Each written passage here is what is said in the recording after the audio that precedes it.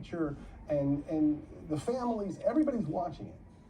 And if anybody had said anything, hey, we don't like that, that's not appropriate. Why can you say it? It would have been cut out. Now, why you couldn't say it? Since you above them, you know what I'm saying? And they'll listen to you before they listen to your workers. Why you didn't say it? Was you too scared? Because they might cut your job off. Then you'll be out here being homeless in Hollywood.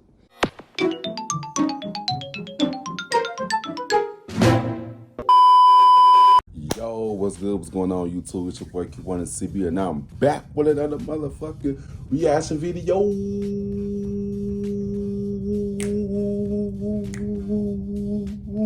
You know what I'm saying? Today's one I'm going to be reacting to a highly requested video. Today's one I'm going to be reacting to Schneider talks about Quiet on the Set, you know what I'm saying? I recently reacted to the 10 most shocking video, the 10 most shocking videos on Quiet on the Set. Some of you guys asked me to react to the interview, that him breaking his silence. So here we go, you know what I'm saying? You got to give a thumbs up, don't give a thumbs down. I don't know why. I really don't care. Just until you want to see more reaction videos to me or any other videos to me. Make sure you guys go on my channel, check my videos. If you do like my videos to my channel, go ahead and click that subscribe button, you know what I'm saying? Yeah, subscribe. Grab your popcorn, grab your snacks, grab whatever, you know what I'm saying? Yeah, let's get straight into this video. Let's get it. Boogie. I played T-Bo on Nickelodeon's iCarly. I got a yeah. Quiet on Set program, and I reached out to Dan to see if it was something that he'd be willing to discuss. I'm pleased to say that he said yes. Dan, how are you? I'm okay. I really appreciate you reaching out and giving me the opportunity to talk to you about what we saw over the last 2 nights. I'm really glad you're here because I believe this is important. For sure. We've got a lot of things to unpack.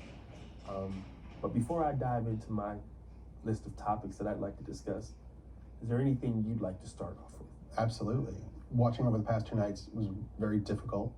Me facing my past behaviors, some of which are embarrassing and that I regret. And I definitely owe some people a pretty strong apology. One thing I can't say that I can't respect about him, that he's finally taking accountability for what he's done. You know what I'm saying? Like most people who did shit in the past, they don't forget, they don't apologize. They just let shit be. You know what I'm saying?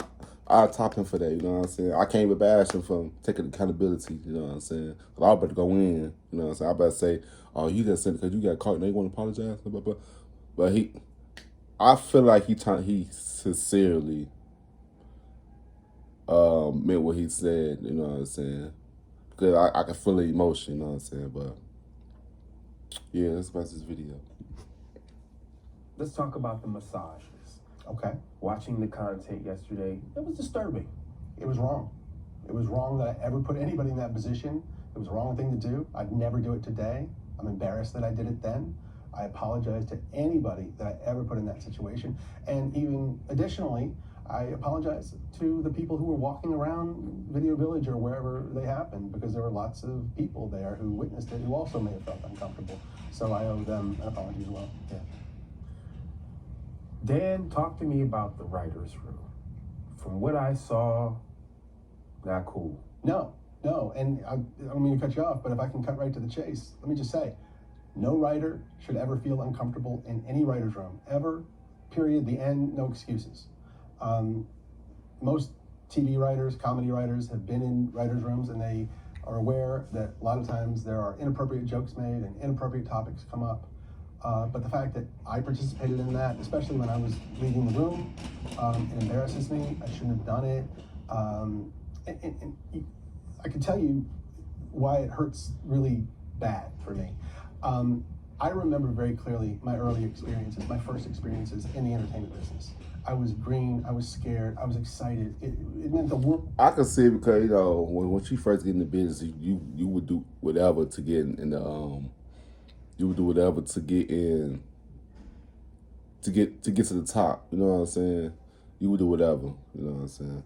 But yeah, what's the video? That I was getting those opportunities, and I went in and I got lucky because they were great. My first couple of experiences were fantastic, and the fact that I didn't pay that forward to every employee that walked through my door, it hurts my heart because I should have, and I wish I could go back and fix that. Do you really? You know what I'm saying? Do you really? Do you really, bro? Do you really? In the writer's room, there's no doubt that sometimes those jokes went beyond the pale, and I said things that went too far, or made practical jokes that went too far, and that was wrong. And that was because, you know, I was an inexperienced producer. I was immature. Wouldn't happen today, but I'm just really sorry it happened. Yeah. Now, we know you've had a lot of success over 2 decades. Thousands Almost of people have 3. worked with you for you. Okay. Let's speak directly to the people who did not have a good experience with you. Okay, I would like to speak to those people because I hate that anybody worked for me and didn't have a good time. You know me, you've been on my sets. Look, I've had some employees that worked for me. But sometimes that doesn't mean a thing. It all depends on how you interact with each other. Like some people you work good with, some people work bad with. You know what I'm saying?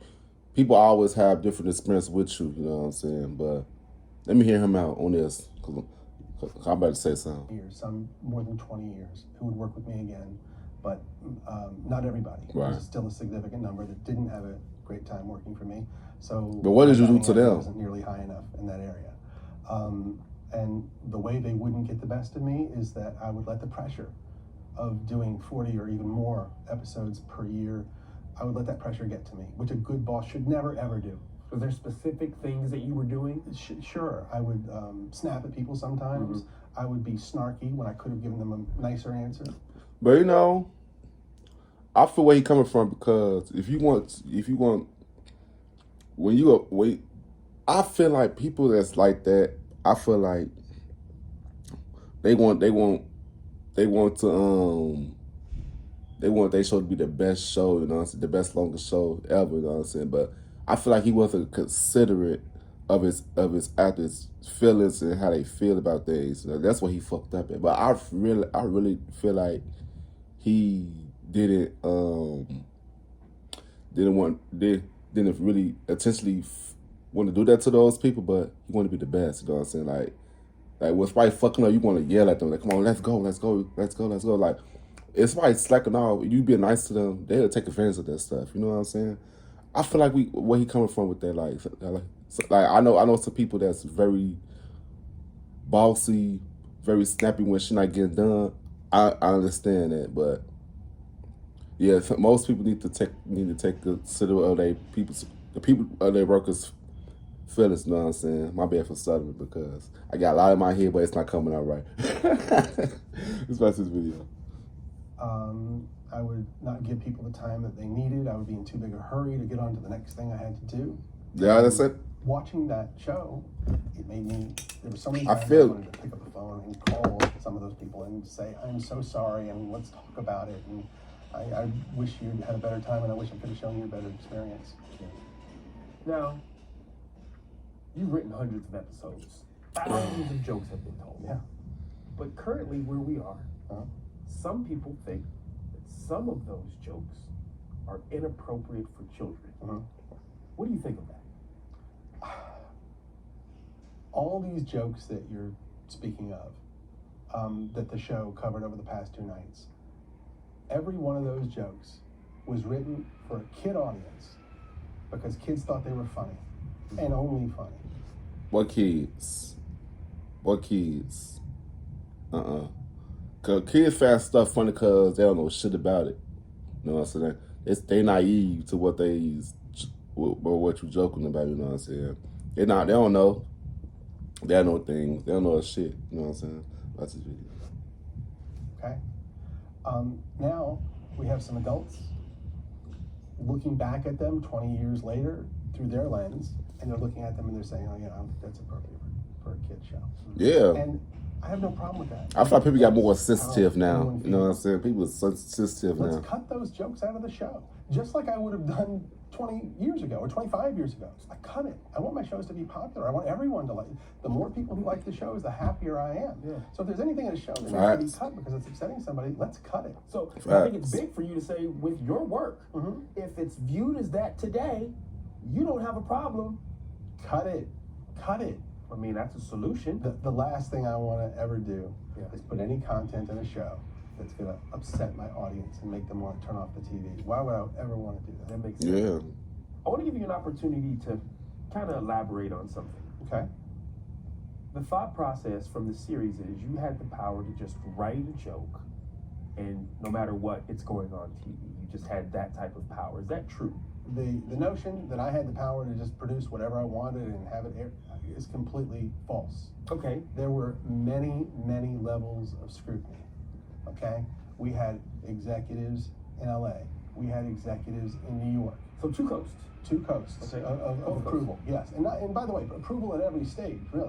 Okay. And I'm talking about wardrobe. I'm talking about makeup, sound, sets, dialogue, jokes, everything.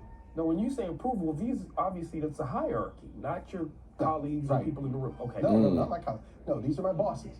Bosses, and then their bosses, and then their bosses. And they're approving all of this stuff. Okay. Okay? And we're also shooting it in front of all sorts. And you know how them Hollywood people is. They weird as fuck, bro. Weird. You know what I'm saying? See, I don't. Well, I would say I blame him, but you gotta blame the bosses too, the people who's above them, because they the one that told him to do it. But it was his job to say that this not right, this not right, that's not right. But then if he go against the agenda, then he gonna get fired. You know what I'm saying? The higher you are, the more respect you get. You know what I'm saying? Yeah. That's the video.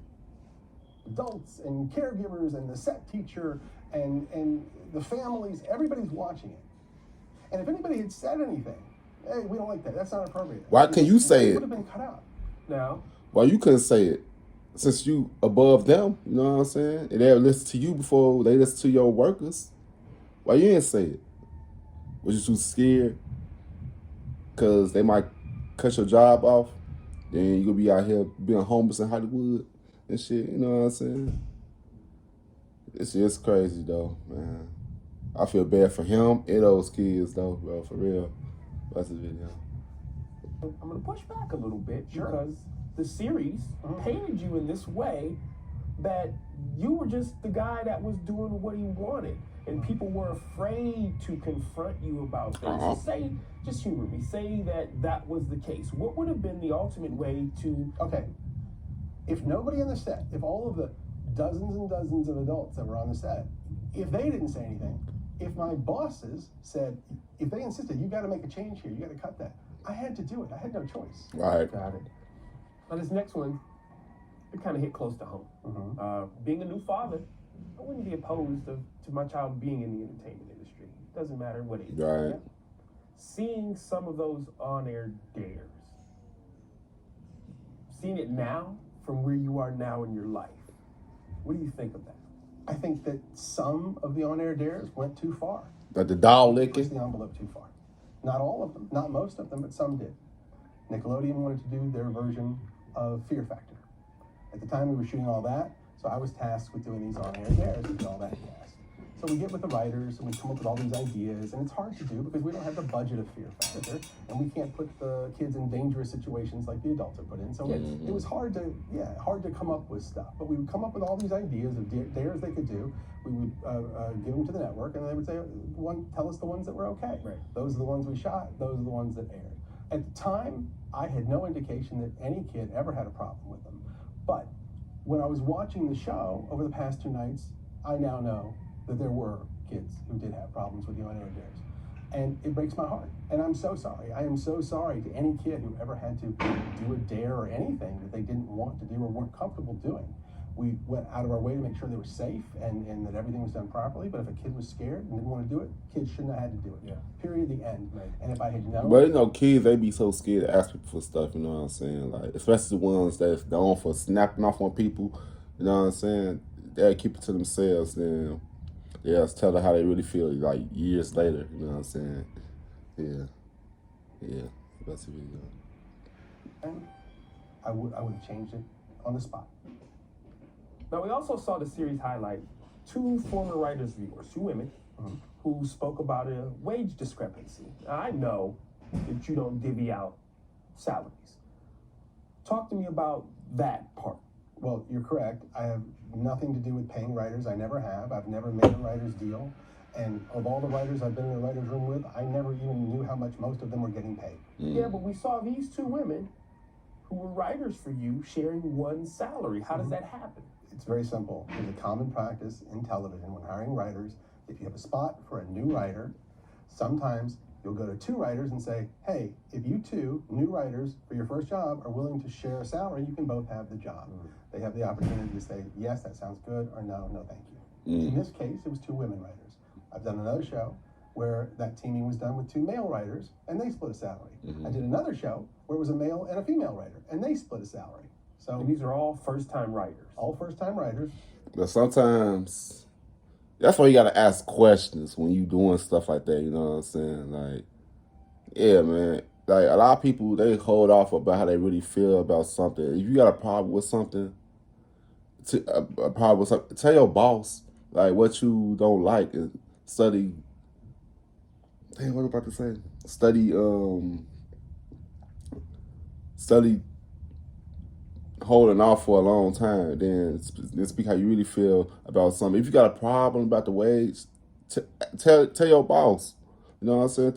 To switch some shit up. You know what I'm saying? Yeah, that's about the video. For their first gig. Got it. Now in the series, But it also the boss's they also highlighted choice two to black actors who said that they to- felt overlooked. Now I want to be clear. I want to hear this Never part. going to speak on anyone else's journey. Yeah, I can talk about my experience, how my experience was with you, what I saw prior to working with you. But again, I don't want to speak on anyone's journey. I saw you be honored for diversity in your work. Yes, and the reason for that is diversity has always been very important to me in my shows. If you go back to the very first Nickelodeon show I ever made, that's very evident, as it is in the second one, and then the first movie I ever made for Nickelodeon, which starred Kenan and Kel, and every show I did after that had a lead black actor in it. I'm very proud of that. It's very important to me. And not only am I proud that they were in my shows, I'm exceptionally proud of the achievements they've had beyond my shows. They've gone on to bigger and better things, and that gives me a great sense of pride. Yeah. Well, something that really kind of bothered me was how they depicted your relationship with the cast. Yeah, it bothered me too. That's why I say like it's good. Like you got good relationships with some people, you got bad relationships with some people. Like you don't always have. It's not. You don't always got to have the best bond with everybody because everybody's not the same. You know what I'm saying? Everybody doesn't vibe the same way. You know what I'm saying? Yeah. That's the video. Just me being there, I knew the dynamic was trust. I understood that in situations where they may have had turmoil, whether it be with their families, whether it be other castmates, they came to you. Versus how they made you look. That said, Amanda Bynes was brought up in the series and her emancipation. Oh yeah. How you were involved in that. Can you talk to us about it a bit? Sure. Amanda was between the ages of 16 and 17, and she wanted to get emancipated from her parents, which was a fairly common thing with successful young actors, at least at the time. Sure. And she wanted that for herself. So she turned to her team, which included her lawyer, her agent, her manager, her publicist, me, because she included me as part of her team, thought of me that way. We supported her. She tried to get emancipated and ended up not working out. She didn't. Well, since we're here, let's stay here for a minute. Oh. There was also an incident where she had ran away from home, if Yes. you would. Can you talk to us a little bit, just to clear the air of exactly what happened in that situation? Right. Yes. One night, it was very late, well after midnight, 1 or 2 in the morning. Phone rang. I answered. It was Amanda. She was upset. She was in distress. She'd had some conflict with her parents, I think her father, and she called me. I was immediately concerned about her safety. I called someone who I knew was fairly nearby. That person was able to go and pick her up. Then I knew she was safe. I felt better. She ended up being taken to the police. Well, regardless of what some people may think, I think it's only positive that you are there for people when they need you. Yeah, they always time make the bad guy. The good guy look like the bad guy. Sometimes they make the bad guy look like the good guy. Sometimes you can't believe what everybody say. You know what I'm saying? Hey, damn, that shit is crazy. What's the video? I said, let's talk about some of the things that have just been swirling forever. Okay. You were banned from your set. Never, never. Never happened. That is a false rumor. What happened? Add it to the list of false rumors. Talk to me. What happened? They were adult actresses at the time, and they had their own specific reasons for not wanting to do the show anymore. I'm not judging that. It got tense, and what they don't know, maybe, is I did everything I could to make that show go away. My producer partner at the time, we would call and say, this is not a good situation. Okay. So I decided I'm going to do what most showrunners do, which is you're not on the set. There's a director there to shoot it. I'll go up to the writer's room. I'll work on the next script. But because everybody was so used to me caring about every detail of every show so much, for me not to be on the set, maybe some people thought I got banned. So it was more of an assumption because this guy's usually here and now he's not. I don't know if it was an assumption. I don't know if somebody thought they were making me look bad by saying I got banned. They will do that to you in the industry. They will do that, make you look bad. The darkest part of this series discussed child predators. Now, I want to make sure that we clear a couple of things up. Brian Peck was not hired by you. No, I did not hire Brian Peck. This was a Tolan Robbins production? Yeah. You know what rubbed me the wrong way about Brian Peck is that he was the pen pal of John Wayne Gacy. Now that shit kind of threw me off a little bit, bro. I was like, y'all let this man be around these kids, bro? You know what I'm saying? Like, that shit threw me off when I saw that. Y'all know John Wayne Gacy, he was a child predator. He raped and killed little boys, you know what I'm saying? He was a clown, a killer clown. Yeah, that kind of threw me off the wrong way, bro. Let's watch the video.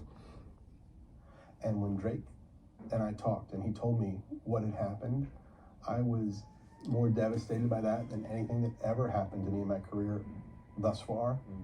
And I told him, I'm here for you. What do you need?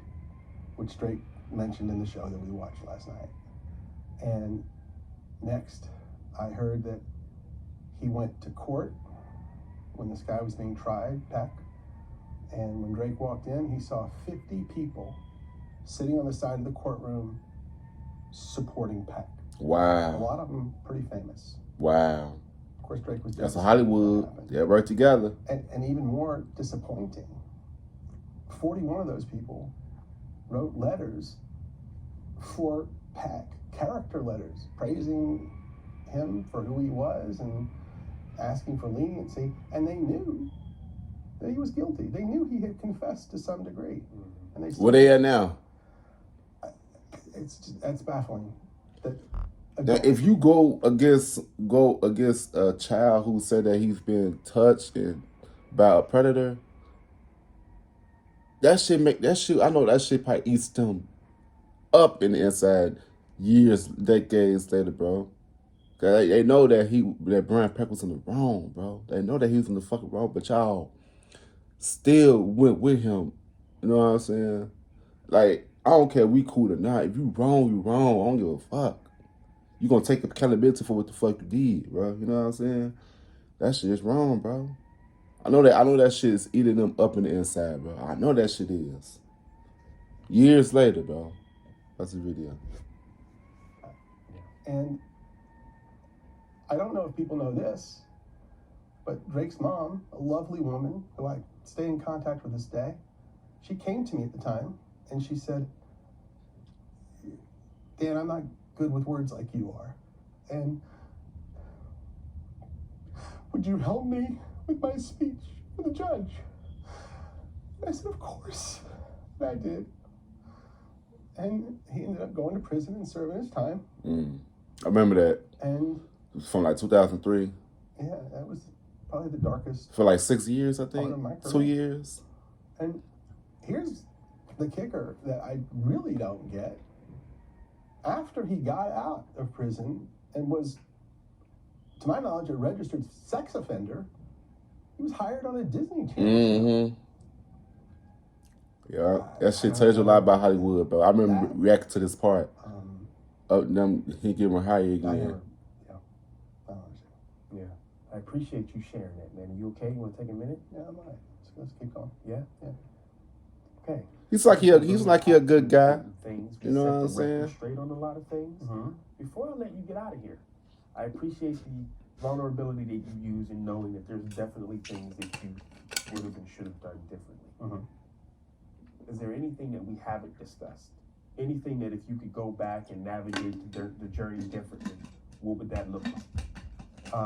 Yeah, there's definitely things that I would do differently. One that I think would be really, really important is when you're hiring young actors, minors, to work in television, I would suggest that we have a licensed therapist there to oversee that process for the specific reason of making sure that those kids really wanted to do this job. They really wanted to be on television. I said that. Maybe they should even be I said that. informed In my about reaction. what that means. What's it going to mean if you're famous? What's that going to mean on social media? What's it going to mean within your family?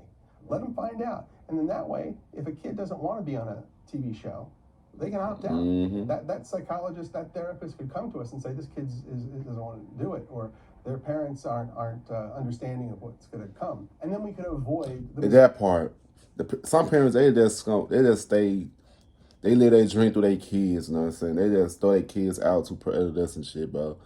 Like, that's why I say, like, all parents need to be with their children at all costs. Especially in the industry full of demons and predators and stuff, you know what I'm saying? Yeah, that was the video. Of ever putting a kid in a TV show that didn't want to be there. And additionally, the main thing that I would change is how I treat people and everyone. I definitely at times didn't give people the best of me. I didn't show enough patience. I could be cocky and definitely overambitious, and sometimes just straight up rude and obnoxious, and I am so sorry that I ever was. And when I watched the show, I could see the hurt in some people's eyes, and it made me feel awful and regretful and sorry. I wish I could go back, especially to those earlier years of my career. And you just a greedy kid that's ready for we always want to be the best. We want to be the best on the camp. You know what I'm saying? I feel okay to be an asshole to anyone ever. You could be more considerate. I wanted to make funny TV shows for kids, and we definitely did that. But if I could go back, I would get it done in different ways. I'd just be nicer as often as possible and listen more to the people on my team. And I would do everything that I could to make sure that everyone had a good experience. That's what I do differently. Dan, I appreciate your time. I appreciate you. Thanks for stopping by me. Thank you. Yeah, that was a good interview. You know what I'm saying? I feel like he's a genuine person. You know what I'm saying? I feel like he would just want to get shit done. He didn't want nobody slacking up on his team. You know what I'm saying? But I do say that he could have been more considerate of people's feelings. That's the only problem that he had is taking people's feelings into consideration. You know what I'm saying? Yeah. But that Brian Peck,